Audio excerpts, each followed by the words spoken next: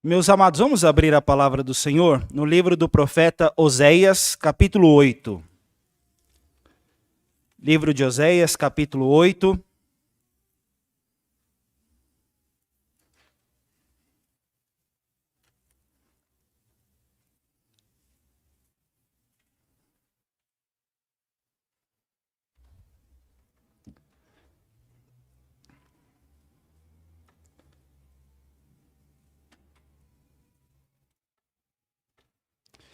Meus amados, só para nós termos um norte também, né? Nós estamos estudando o livro de Oséias há um tempo e a minha proposta inicial era terminar este mês com Oséias, mas não completar todos os capítulos. E orando ao Senhor, eu peço aos irmãos que estejam em oração para que o livro de Oséias fale conosco. Então, assim, se o Senhor permitir, eu gostaria de terminar este livro. Nós vamos estudar mais alguns domingos, vamos investir tempo, que o Senhor nos abençoe. E pegando até uma brincadeira de um irmão, eu estava pregando sobre Davi, e o pessoal falava assim: pastor, na parte mais importante o senhor vai lá e para, né?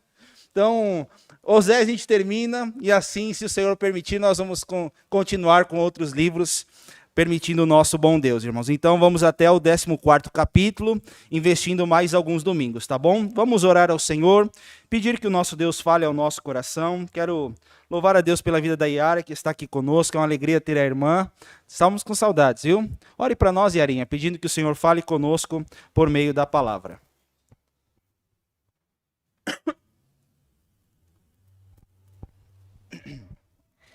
Senhor, nosso Deus, nosso Pai, eu te agradeço, Pai amado, por estar novamente na tua casa, meu Pai amado. Muito obrigado, meu Pai amado, por essa casa que tem te servido tão somente, meu Pai amado.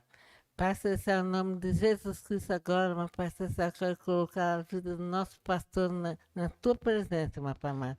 Amém. Que o Senhor possa estar usando a vida dele, unja a vida dele com tua unção, meu Pai amado. Que o Senhor venha derramar do teu Espírito sobre ele para que ele possa transmitir aquilo que nós necessitamos ouvir. Amém. Em nome de Jesus Cristo, amém. Amém. Obrigado, minha irmã. Meus amados, seja na vida, em vários lugares ou em muitas direções, nós recebemos diversos sinais que servem de alertas, que nos previnem de perigos, que vão ser sinalizações para nos prevenir e nos alertar sobre diversos assuntos. Se você é um bom motorista, você está atento a algumas placas de sinalização. As placas amarelas, elas servem de alerta para que você realmente fique precavido e tome alguns cuidados, né? Então, curva acentuada à direita, né? Se você olhar essa placa, você vai ver que é um alerta para você diminuir a velocidade. Seja num lugar fechado, um shopping, por exemplo, se você encontra um lugar escorregadio, você vai ver aquela placa, cuidado com o chão. Né? Então é um alerta para que você não escorregue. Meus amados, talvez o seu carro possa conversar com você. Os anos vão se passando e possivelmente ele já não tem mais a mesma potência, né? Meu carro falou essa semana, acendeu, fez um barulhinho lá e a bateria acabou, né? A Thaís deixou o ar ligado, acabei entregando aqui, né? E a gente ficou um tempinho, né? Teve que fazer aquela força para a bateria funcionar de novo e o carro falou. O nosso corpo fala, irmãos, né? Quando você está dando sinais de algumas dores, pode ser que alguma doença esteja te alertando aí. Então, meus amados, nós vemos que existem muitas sinalizações e dentre elas, você pode entender que o seu corpo fala, o carro fala, os ambientes falam, as placas, de certa forma, comunicam. E uma coisa muito importante que veio ao nosso encontro, meus irmãos, é que a Bíblia fala. Ela serve de alerta para nos prevenir de alguns riscos, nos prevenir de alguns perigos, para que você não vá por certos caminhos e realmente seja orientado não pelo trânsito nacional, mas pelo justo juiz que quer o melhor para nós. A palavra de Deus vai nos falar que lâmpada para os nossos pés é a tua palavra e luz para os nossos caminhos. E nós precisamos, meus irmãos, da palavra do Senhor para realmente caminharmos bem com o nosso Deus e realmente firmarmos a nossa jornada na dependência da graça. Irmãos, o livro de Oséias não é um livro fácil de se pregar. Nós vamos ver que os profetas, eles tinham como finalidade alertar o povo, para que andassem nos caminhos do Senhor. Mas, infelizmente, o povo não deu atenção às sinalizações. E muitas vezes o juízo ocorreu. O povo, pela dureza de seus corações, se fecharam e Deus mostrou o caminho, e pelo fato de o povo não andar no caminho, a consequência era em si receber o juízo do Senhor, o justo castigo, a justa pena. E o povo de Efraim, o povo de Israel aqui, vai receber o juízo do Senhor. Deus deu os seus sinais, mas pelo fato de o povo fechar o seu coração, a trombeta tocaria, não mais para avisá-los, mas para mostrar que o juízo estava ali, e se o povo não se acertasse, o juízo que era para ser parcial também seria final, caso não houvesse arrependimento. Irmãos, o livro de Oséias, ele nos mostra uma mensagem onde o profeta se casou com uma mulher de prostituições. Esta mulher teve filhos de prostituição, e o retrato do casamento do profeta Oséias era o retrato do povo de Israel. Assim como essa mulher foi infiel, a nação de Israel foi infiel. E assim como Oséias tomou essa mulher com cuidado, com amores, com um amor perseverante, assim o Senhor tinha um amor perseverante pela nação de Israel. Mas nós vamos ver, meus amados, uma mensagem dura. Eu espero que diante dos alertas da palavra, nós não entremos na condenação eterna, mas nós recebamos a bênção de viver ao lado do Senhor. A trombeta, meus irmãos, ela serve para anunciar o juízo. Mas se nós olharmos em 1 aos Tessalonicenses, vai ser dada a voz do arcanjo, o ressoar da trombeta de Deus. E o que para alguns a trombeta serve de juízo, para nós serve para o Senhor nos buscar, para nos dar a redenção. Eu espero que no tocar da trombeta você não entre em juízo, mas você entre debaixo da bênção de um dia dizer: Maranata, ora vem, Senhor Jesus. Então, irmãos, nessa noite eu queria deixar o seguinte tema. Nós temos falado os capítulos em retratos. Se você puder ver as outras mensagens, vai ser muito importante. E nesta noite, eu gostaria de falar sobre um retrato de um povo que recebeu. Eu vou só mudar o tempo verbal aí, Eric. Pensei aqui agora, viu? Recebeu o juízo, né? Então, retrato de um povo que recebeu o juízo. Irmãos, por que o povo caiu em condenação? O que nós devemos fazer, meus irmãos, para vivermos uma vida autêntica aqui? O presbítero Marcelo falou um texto muito solene, onde fala: nem todo que me diz Senhor, Senhor, entrará no reino de Deus. Então, irmãos, Israel tinha culto, tinha adoração, tinha conhecimento de Deus, mas não tinha uma vida reta diante do Senhor. E por conta de alguns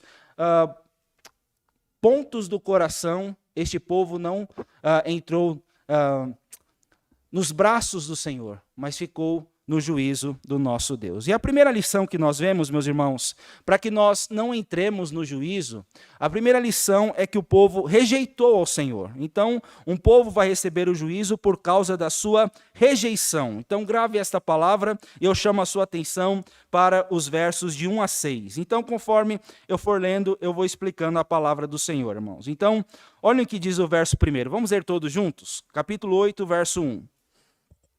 Emboca a trombeta, ele vem como águia contra a casa do Senhor, porque transgrediram a minha aliança e se rebelaram contra a minha lei. Então, meus amados, aqui é uma palavra muito forte.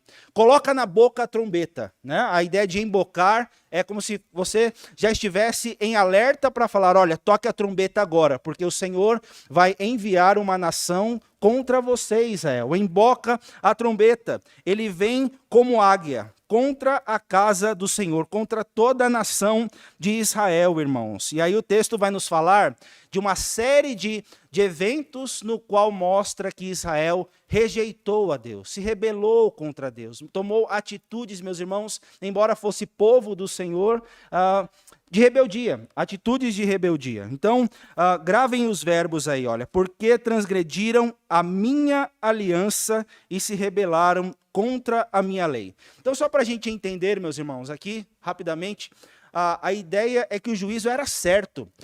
A nação, Deus iria enviar uma nação como uma águia, que iria com um voo rasante para trazer juízo sobre a nação. O juízo virá. Ele é certo, emboque a trombeta, porque vocês transgrediram a minha palavra e se rebelaram contra a minha lei. Irmãos, se vocês puderem anotar o significado de cada verbo, é muito importante. Nós temos que tomar cuidado com uma vida que não obedece ao Senhor, porque transgressão significa ultrapassar limites, né? Eu já comecei falando de trânsito aqui. Quando você comete uma infração de trânsito, você transgride a lei, você vai além do que é permitido. Se você vai numa via, tem 60 e vai a 100, você ultrapassou. Irmãos, na conduta, Israel, aquele povo que deveria ser o portentor, o guardador da lei, uma influência para as nações, não era um povo que obedecia, mas era um povo que transgredia, que ultrapassava os seus limites e que não dependia do Senhor na guarda da lei. Então, a questão de rebeldia, irmãos, é que na boca tinha adoração, mas nas atitudes do coração tinha rebeldia, revolta, rebelião. Então é uma palavra muito forte, irmãos. Fica um salmo para os amados guardarem, ou dois, Salmo 14 e o Salmo 53, que começam assim, os dois começam igual. Ou 50, agora, depois vocês me ajudam, 53 e 54. Diz o insensato no seu coração, não há Deus. Meus amados, é interessante esse salmo, porque ele vai falar assim, o insensato ele pode falar, Deus é maravilhoso, mas no coração ele diz, Deus não existe. Deus não é importante para mim. Então essa é a tônica do povo de Israel. Eles transgrediam, e olhem o verso 2 como vai fazer sentido, irmãos. A mim me invocam, eles clamam por mim. Nosso Deus, nós, Israel, te conhecemos. Então, meus irmãos, vocês já viram aquela pessoa que fala, olha, eu conheço a palavra, mas não estou nem aí com ela. Eu conheço a palavra, mas estou longe de Deus. É justamente isso que o povo de Israel estava vivendo, meus amados. Então, não havia uma vida de obediência. E como nós aprendemos aqui na liturgia, aquele que não vive uma vida de obediência, o Senhor vai dizer, eu nunca conheci vocês. Afastem-se de mim, vocês que praticam a iniquidade. E aí, irmãos, verso 3 vai falar assim, Israel rejeitou o bem. Então, olhem quantas atitudes, meus irmãos, mostram a rebeldia. Rejeição do bem. A ideia aqui é uma palavra tão forte. Deus mostra tantos sinais da bondade, Vidal, como você colocou na oração, mas Israel cala essas bênçãos com o coração endurecido. Israel rejeita todo o bem, fecha o seu coração, não abre o coração para o Senhor, meus irmãos. E aí essa ideia é que por conta disso, o juízo é certo, o inimigo perseguirá.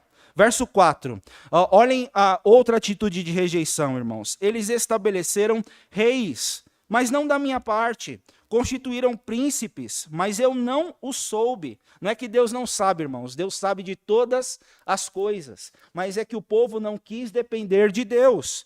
E aí o texto fala, da sua prata, do seu ouro, fizeram ídolos para si, para serem destruídos. Então, meus irmãos, a ideia aqui do verso 4 é que eles quiseram ter uma vida de independência. Eu estabeleço as minhas regras, eu vivo o curso da minha vida, domina o meu viver quem eu quero. Né? Então aqui está falando de reis, né?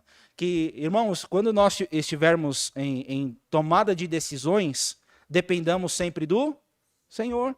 Que Deus guie as nossas decisões, os nossos passos. Né? Então, um dos males de Israel, meus irmãos, foi dar as costas para Deus. Né? Então, se a gente for olhar, alguns momentos de Israel, não tinham reis, porque o próprio Senhor governava o povo de Israel. Mas um dos males foi: eu quero imitar as outras nações.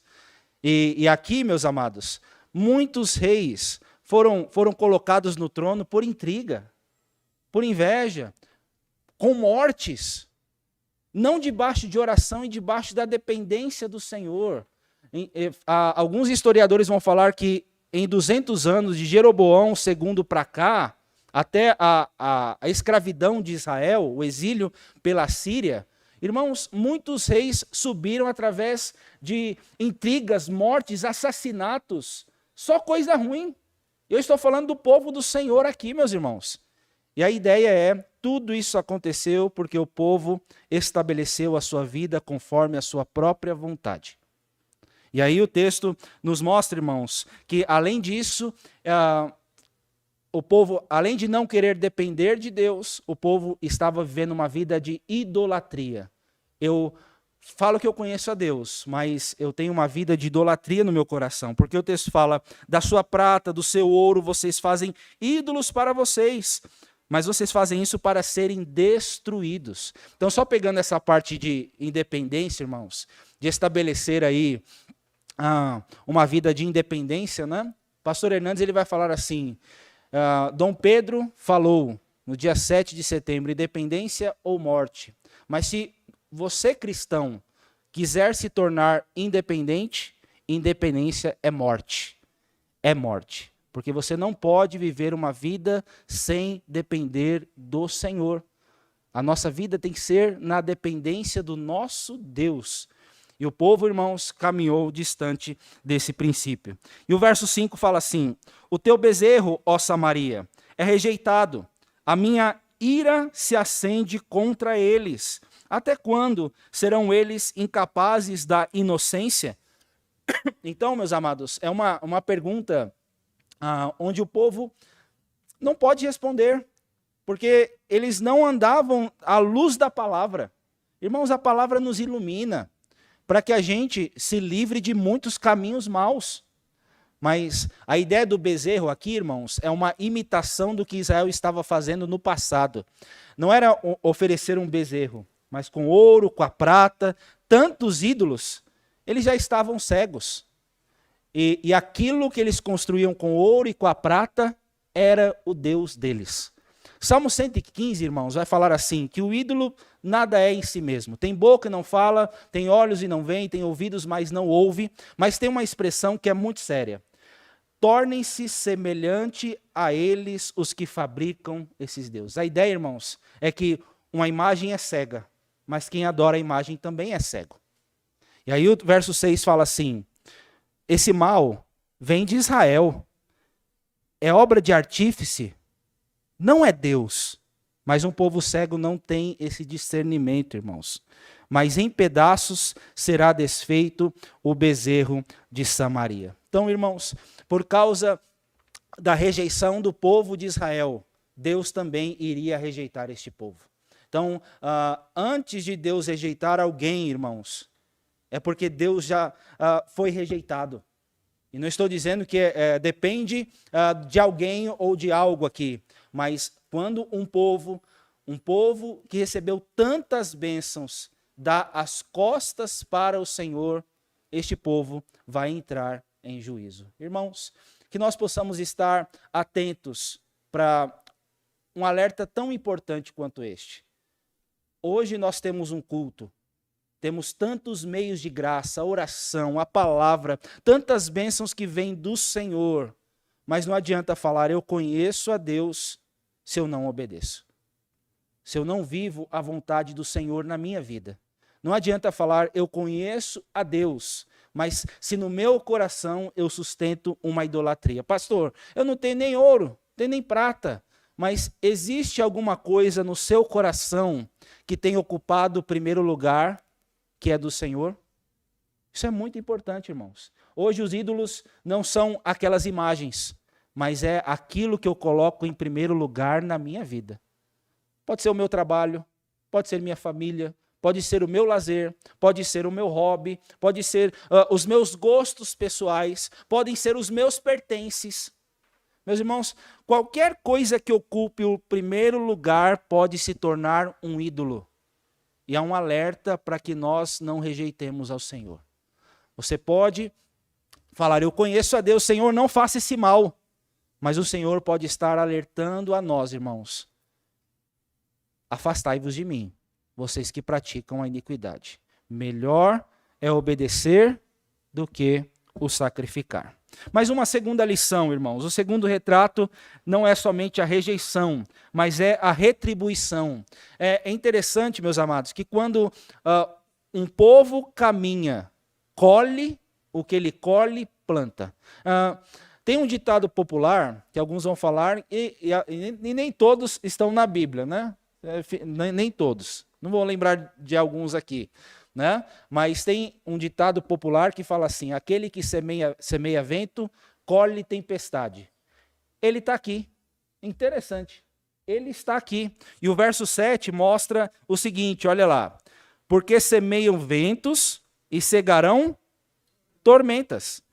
Não haverá seara. A erva não dará farinha. E se a der, comê-la-ão os estrangeiros. Então, irmãos, alguns estudiosos vão falar que nessa parte aqui, a ideia é que uma semente multiplica.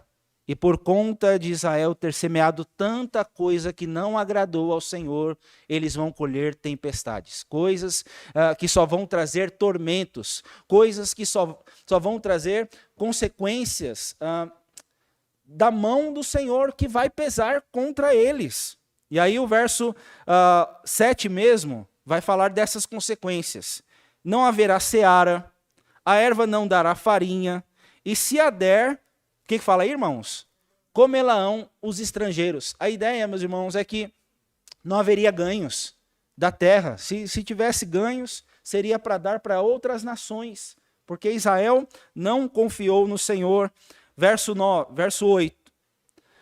Israel foi devorado, agora está entre as nações como coisa de que ninguém se agrada. Irmãos, o povo de Israel era um povo abençoado, mas o povo olhava, olha, que situação triste de uma nação que um dia foi chamada nação do Senhor. E olhem que interessante, irmãos, porque subiram à Síria. Eles tinham que confiar em Deus, mas eles subiram para um povo que não era da vontade do Senhor. E aí o texto fala, o jumento montês anda solitário, mas Efraim mercou amores. Mercou, é uma palavra que nós não ouvimos comumente, né? Irmãos, eu já vi pessoas que um dia andaram tão solitárias, desorientadas. É claro que tem causas... Podem ter causas justas aí, mas às vezes tem gente que anda solitária porque está perdida, sem referencial. Israel, irmãos, não tinha mais referencial da palavra. E a ideia é que ele era como um jumento tolo e solitário. É uma figura, é um retrato de um povo que, ao invés de buscar a Deus, o Deus da fortaleza, era um animal que não tinha direção. E ao invés de ser um povo que buscasse ao Senhor, ele mercou amores. Irmãos, a ideia de mercadejar. Já viu aquela pessoa que vai, quando quer uma promoção, vai semear vai fazer um monte de jogatinas? Vai passar a perna. Ao invés de Israel confiar no Senhor, irmãos, eles foram confiando nos homens, em carros, em cavalos, no Egito, na Assíria. Então eles vão falar, eu não vou olhar para o Senhor, não. Eu vou aqui na Síria, ali eles vão me ajudar. E ao invés de ajudar, eles estavam pagando tributo, que eles ganhavam da terra, eles perdiam para eles.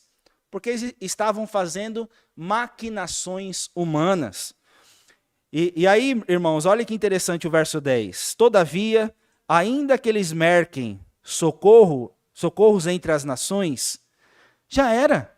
Eu congreguei o povo inimigo ali. Já começaram a ser diminuídos por causa da opressão do rei e dos príncipes. Então, irmãos, onde é que está a nossa confiança? Onde é que está o nosso refúgio? Onde é que nós colocamos a nossa dependência? Cada momento em que nós depositamos a nossa confiança no Senhor, por mais que seja difícil, vale a pena confiar em Deus. Deus é o nosso refúgio e fortaleza, irmãos. Socorro bem presente nas tribulações. Mas a Bíblia também dá um alerta. Se você age por sua própria conta, vai mover os pauzinhos, vai mexer as coisas do seu jeito, mercar situações, não vai dar certo. Porque Deus não está lá.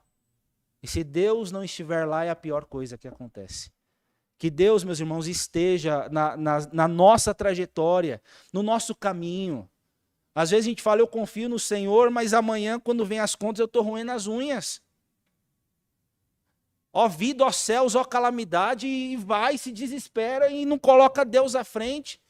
E vai, avança. Cadê Deus na jornada, irmãos? Isso vai ter retribuição. E nós temos que tomar cuidado, irmãos. Não estou dizendo que nós entramos em juízo, mas um povo que não olha para o Senhor tem consequências. Um povo que não confia em Deus, confia em coisas, em situações, é um povo perdido. E nós não estamos perdidos, irmãos. Que Deus nos ajude, em meio às provações, sempre termos a referência do Senhor. Ele é o nosso castelo forte, Ele é a nossa fortaleza, Ele é a nossa luz, Ele é a nossa salvação. A Bíblia nos fala de tantas bênçãos, irmãos, que da provação tiraram manifestações do nome do Senhor.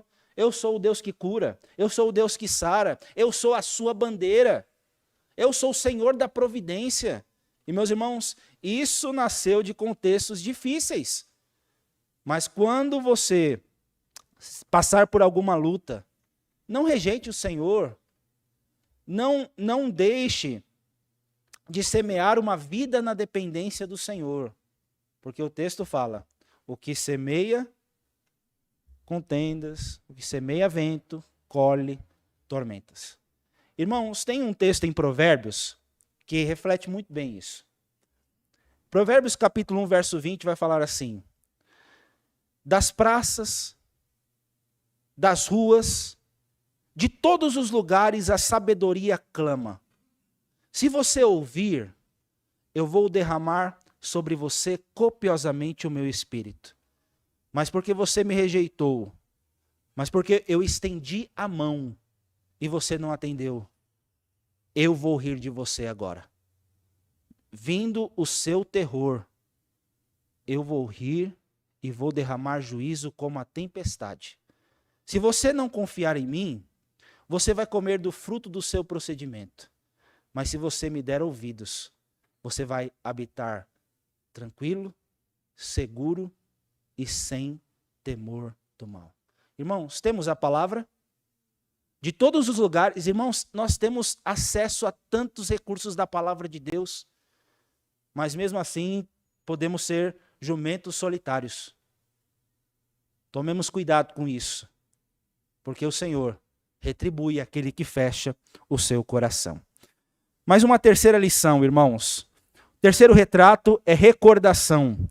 É interessante, meus amados, essa parte, porque o povo se esquece de Deus. Multiplica suas ações, seus sacrifícios. Mas é um povo que não coloca Deus. Deus se esquece do povo. Mas Deus vai falar assim, vocês se esqueceram de mim.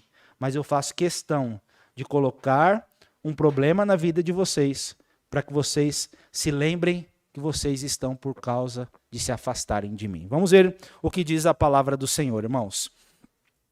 Porquanto Efraim multiplicou altares para pecar, estes lhe foram para pecar. Então é interessante, meus amados, essa parte, porque isso é história. O bom é que a turma aí da classe dos adultos estão informando bastante, né? Meus amados, olhem, pensem em Saul, Davi, Salomão. Cada rei reinou durante 40 anos. Foram 120 anos de um reino unificado. Mas depois que Roboão reinou, Jeroboão foi para um lugar, Roboão foi para o sul, Jeroboão para o norte. É história isso aqui, né? E nessa ideia, irmãos, Jeroboão primeiro, ele levou uma idolatria, um culto que não era agradável ao Senhor. Pense, irmãos, nós temos que adorar sempre da forma que Deus se agrada. E nessa questão, meus amados, o reino do norte estava sem referência de culto. O texto fala, Efraim multiplicou altares. Não era nenhum lugar que Deus autorizou. E nessa ideia de multiplicação, vocês fazem, e eu não me agrado de nada do que vocês estão fazendo. Verso 12. Embora eu lhe escreva a minha lei. Vamos ler todos essa parte, irmãos? Embora eu lhe escreva a minha lei em 10.000 preceitos, estes seriam tidos como coisa estranha. Meus amados, olhem, é bem a história de Israel, que quando foram dadas as tábuas da lei, o povo já adorou, já fez errado, e escreveu de novo para que o povo se lembrasse. É como se falasse assim, olha, eu posso escrever 10.000 vezes a mesma coisa e vocês não vão me conhecer. Vocês não vão se relacionar comigo da forma como eu gostaria.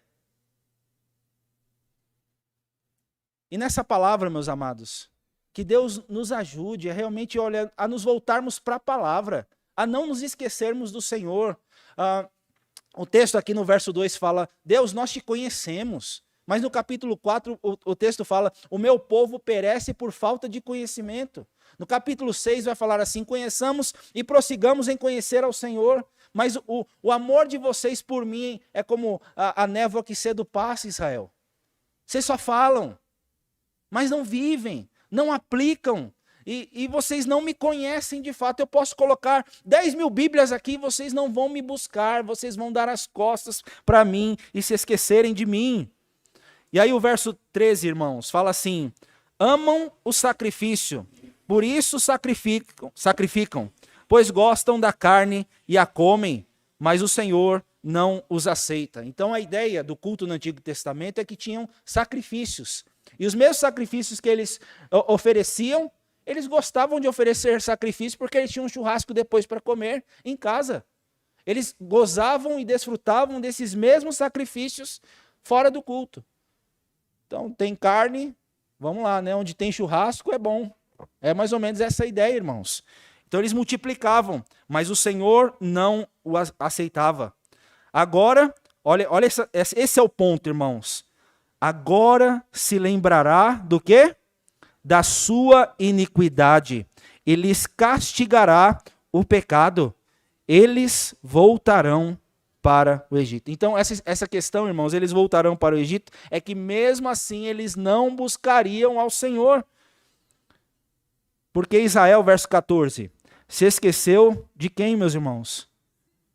Irmãos, é uma frase tão pequena, mas é tão profunda, porque se esqueceu do seu Criador. E edificou palácios, e Judá multiplicou cidades fortes, mas eu enviarei fogo. Olha lá, irmãos, é uma lembrança, é uma recordação. Vocês fizeram tanto, mas vocês não olharam para mim. Vocês fizeram tantas coisas para proteger vocês. Deixa eu montar um império aqui, deixa eu montar uma proteção, um portão, vou pôr aqui um cachorro. Tem até a placa, cuidado com o cachorro, né? É um alerta também, né? Que eu esqueci de falar aqui. Mas, meus amados, diante de tantos sinais, não nos esqueçamos do Senhor. Porque o povo de Israel, vai ficar claro aqui, eu vou lembrar vocês que vocês vão sofrer por causa do pecado de vocês. Mas eu enviarei fogo contra as suas cidades, fogo que consumirá os seus palácios. Irmãos, em que nós temos confiado, é a lição que fica aqui para nós nessa noite. Em que nós temos colocado a nossa dependência. Eu vejo pessoas que têm impérios, tantas coisas, tantas bênçãos, mas isso não salva. O Criador é o Senhor. Ele é o nosso Salvador. Ele é o nosso providente. Ele é o Deus que cuida. Ele é o Deus que abençoa, que nutre, que sustenta o seu povo. Se tivermos muito e olharmos muito ao nosso redor e desconsiderarmos Deus, nós não temos a maior proteção. E se você colocar a confiança nessas coisas, você pode ter consequências nessa vida. Eu vou te lembrar que você não precisa dessas coisas, mas você precisa de mim. Você precisa de mim. Você precisa do meu cuidado. E eu vou consumir os palácios de vocês. Então, meus irmãos, é um texto que nos mostra que o povo estava ali porque não olhou o Senhor e por isso entrou no juízo parcial. Porque o povo ainda tinha um cuidado de Deus. É um texto difícil de se pregar, meus irmãos. O juízo era certo, a condenação era certa. Mas o capítulo 11 está aí. Depois já pode olhar os próximos capítulos aí. A ideia, irmãos, é que embora haja uma palavra de juízo tão severa, quando Israel era menino, eu peguei esse povo no colo. Eu cuidei desse povo. Como eu faria mal para você, Efraim? Deus disciplina, mas ainda vai cuidar deste povo. Meus amados, olhem, por que nós falamos de juízo? Por que falamos de trombetas? Por que falamos de sinais de alertas? Por que falamos de sinais de perigo? Porque esta é a mensagem principal do Evangelho. Arrependei-vos, porque está próximo o reino dos céus. Esta é a mensagem mais urgente que nós precisamos ouvir. Se nós não nos arrependermos verdadeiramente, o que é um aviso pode ser uma realidade. O que é um alerta pode ser uma consequência que vai desembocar em algo eterno.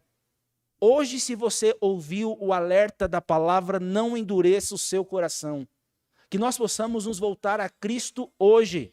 Possamos nos voltar a Deus, ao Criador, não só o Criador, mas o Autor, o Consumador, o Redentor, o protetor das nossas almas, meus irmãos. A ideia aqui é que você pode olhar um Deus irado, um Deus que vai lançar uma consequência terrível sobre o povo. Mas, meus amados, ainda que sejam consequências terríveis, para o povo de Deus nunca é eterno. Quando nós damos as costas para Deus, você pode experimentar consequências. Mas nunca vai ser eterno, porque se você está debaixo do sangue de Cristo, nenhuma condenação há para aqueles que estão em Cristo Jesus. Irmãos, a ira de Deus não vai recair sobre o seu povo. Não recai sobre a igreja. Porque a ira de Deus está sobre o Filho. Ele rasgou o escrito de dívida que era contra nós. Quando Cristo disse na cruz, tetelestai, está pago, quer dizer, olha meus irmãos, que eu posso experimentar consequências aqui e preciso aprender. E à semelhança do filho pródigo, eu preciso me voltar ao Senhor. Mas volte, porque há um caminho de amor que Deus reserva para o seu povo. A trombeta, irmãos, está na boca, mas eu espero que ela seja um alerta para sempre transformar o nosso coração. E se você é um eleito, você muda. Se você é um salvo, você sempre vai ter o coração trabalhado, transformado, moldado pelo Senhor. O Vando falou 3 vezes sobre a aliança, viu, Vando? Você falou que eu virei o olhinho ali, eu vou brincar com você aqui, né? Mas, meus amados, que lição preciosa. Deus pode disciplinar o seu povo, mas como ele disse em Jeremias 31, eu vou imprimir as leis no coração. Um povo duro, eu posso escrever 10.000 preceitos que não vai obedecer nada na prática. Mas você, povo de Deus, igreja do Senhor Jesus, eu vou imprimir no seu coração as minhas leis.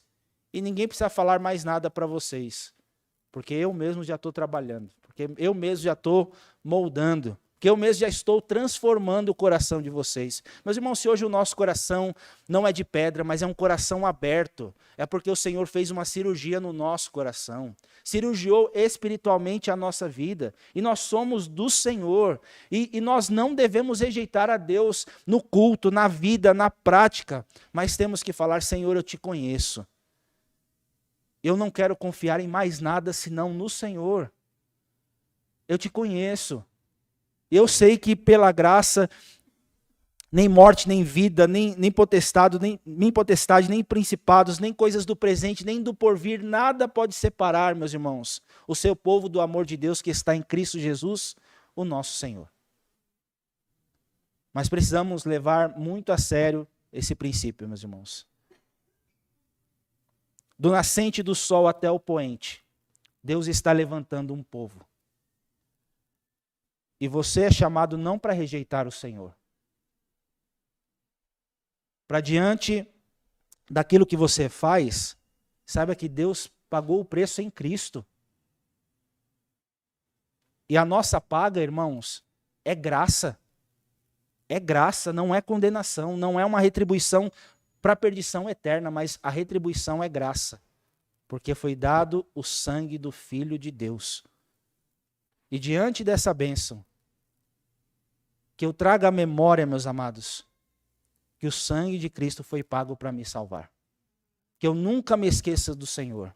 Tem um hino que fala assim: nunca meus lábios cessarão, ó Cristo, de bendizer-te, de cantar-te glória, pois em minha alma tu és sempre, ó Cristo, grata memória. Um povo que ama ao Senhor não se esquece de Deus, mas traz sempre ao seu coração a memória da graça de Deus. Irmãos, que nós possamos olhar para este amor, nós possamos olhar para a mensagem da palavra, para a mensagem do Evangelho. O alerta foi dado, mas o caminho foi aberto. O caminho que nos leva ao Senhor está aberto. Entre por essa porta. Não endureça o seu coração. E nós sabemos, meus irmãos, que quando a trombeta for tocada, nós vamos ao encontro do Senhor nos ares, agradecer a Deus por tão grande e preciosa salvação. Você crê em Cristo? Você não está em juízo. Se você crê no Senhor e o Senhor é o seu Deus, apesar de tantas rejeições, Deus nos amou em Cristo e enviou Jesus como o nosso Salvador. Que amor, meus irmãos, que amor precioso, né? Que nós possamos fortalecer a nossa vida e que quando Cristo voltar, como filhos do dia, esperemos o Senhor. Para muitos ele vai vir como ladrão na noite. Eu não sei quando o Senhor vai vir, ou quando ele virá, mas quando ele vier, eu não sei quando. A igreja está preparada. Você está atento a esse alerta? Deus nos abençoe. Amém.